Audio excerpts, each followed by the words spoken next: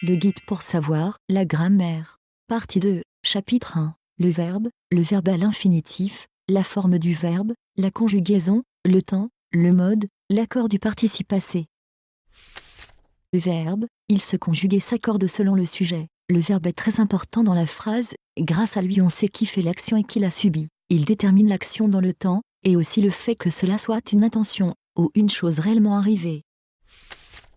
Le verbe est à l'infinitif quand il n'est ni accordé ni conjugué. Il existe 3 groupes de verbes. Premier groupe, les verbes avec leur infinitif finissant par ER, exemple, aimer. Deuxième groupe, les verbes avec leur infinitif finissant par IR, exemple, finir. Troisième groupe, les verbes avec leur infinitif finissant par OIR, OIRE, RE, exemple, voir, infinitif, voyant, participe présent, boire, infinitif, buvant, participe présent, faire, infinitif, faisant, participe présent et les verbes en IR, qui ne se terminent pas par isant, ou issant, au participe présent. Exemple, tenir, infinitif, tenant, participe présent, ainsi que les verbes irréguliers comme être, avoir, aller.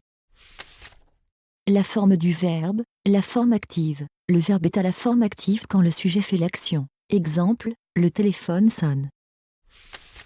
La forme passive. Le verbe est à la forme passive quand le sujet subit l'action. Exemple, Kiki a été adopté par Bastien. La forme pronominale. Le verbe est à la forme pronominale quand le sujet est accompagné d'un pronom personnel, placé avant le verbe. Le sujet est à la fois acteur et spectateur. Exemple, Élodie se regarde dans la glace. En retirant le pronom personnel, SE, la phrase change de sens. Élodie regarde dans la glace. Certains verbes n'existent que sous la forme pronominale. Exemple, s'emparer. Le verbe, la conjugaison. La conjugaison change la forme du verbe, pour l'adapter au sujet, genre et nombre, et aussi le transformer en fonction de son temps. Le présent est un temps qui exprime, un fait qu'il se déroule au moment où on en parle, une action qui dure. Exemple, nous travaillons depuis ce matin. Un état, exemple, elle est sage. Une habitude, exemple, tous les soirs, je me lave les dents. Des vérités générales, exemple, un œuf à la coque cuit en 3 minutes. Les temps du passé sont des temps qui expriment un fait, qui s'est déroulé dans un passé proche ou lointain. L'imparfait est un temps, utilisé pour une description, parler d'un fait passé ou d'une habitude dans le passé. Exemple, il avait l'habitude de regarder le ciel avant de sortir. Le plus que parfait est un temps qui précède l'imparfait, il se compose de l'auxiliaire être, ou, avoir, conjugué à l'imparfait plus d'un participe passé du verbe. Exemple, j'avais, avoir à l'imparfait, vu, participe passé de voir. Le lion arrivé.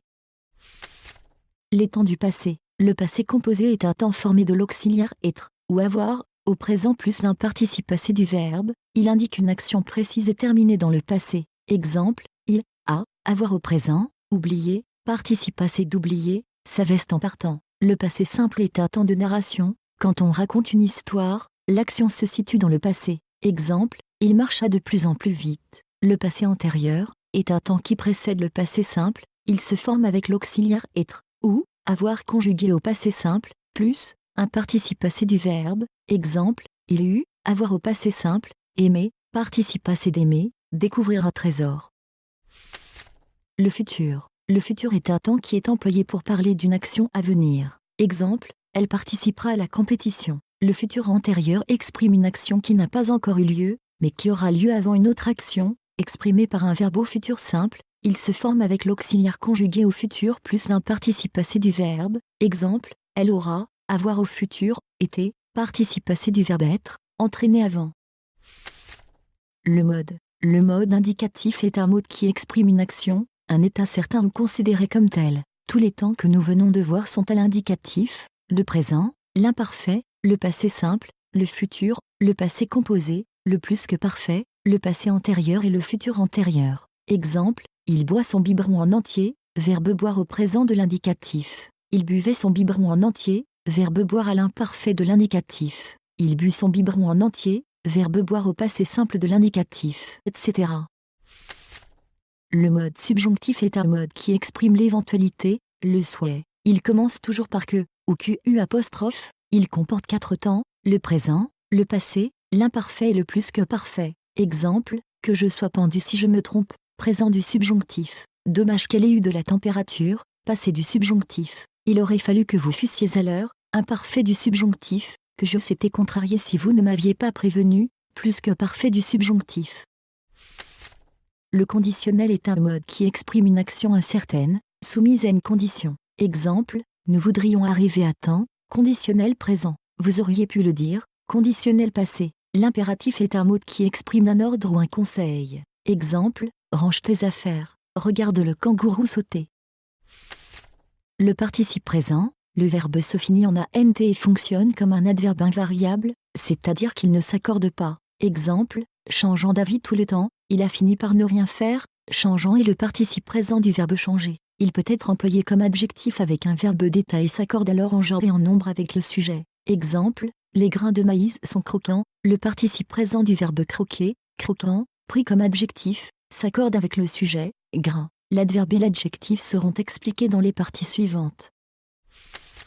Le participe passé est employé avec l'auxiliaire être ou avoir dans la conjugaison des temps composés, le plus souvent pour exprimer une action passée. Il s'accorde en genre et en nombre avec le sujet accompagné du verbe être. Exemple, les cygnes sont partis du bassin. Le participe passé du verbe partir, parti, s'accorde avec le sujet cygne.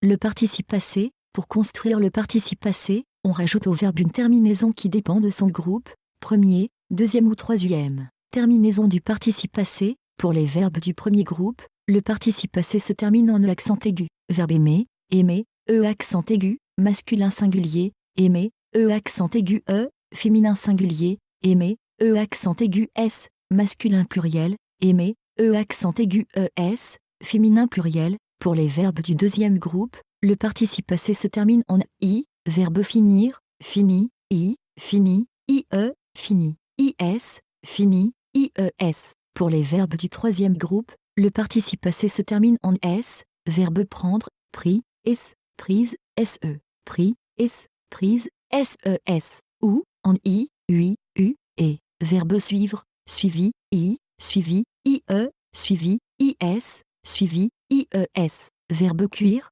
cuité, cuite, te, cuit, ts, cuite, tes. Verbe voir, vu, vu, ue, vu, us, vu, ues. Verbe faire, fait, t, fait, te, fait, ts, fait, tes. Ou, en us, verbe dissoudre, dissous, us, dissoute, ute, dissous, us, dissoute, utes. Le participe passé, accord du participe passé, utilisé avec l'auxiliaire avoir, le participe passé ne s'accorde que quand le complément d'objet direct, c, o, d, est placé avant le verbe. Exemple, la vache est partie de l'étable, Adrien l'a vue dans le pré en train de paître. Le participe passé du verbe voir, vu, s'accorde avec l'apostrophe, mis pour vache placé avant le verbe, elle a mangé toute l'herbe. Le participe passé du verbe manger ne s'accorde pas, car le complément d'objet direct est placé, après le verbe. Accord du participe passé. Le participe passé utilisé avec l'auxiliaire, être, s'accorde en genre et en nombre avec le mot qui décrit des éléments. Exemple, un couple d'hirondelles est entré dans la maison. Le mot couple définit deux éléments de genre différents, un mâle et une femelle. Le verbe s'accordera avec le mot couple, mot masculin singulier, qui décrit les éléments. Exemple, cette paire de chaussures est soldée. Le mot paire définit deux éléments identiques du même genre. Chaussures, mot féminin pluriel. Le verbe s'accordera avec le mot paire, mot féminin singulier, qui décrit les éléments. Et l'accord se fera de la même manière avec les mots meute, équipe, troupe, régiment, etc.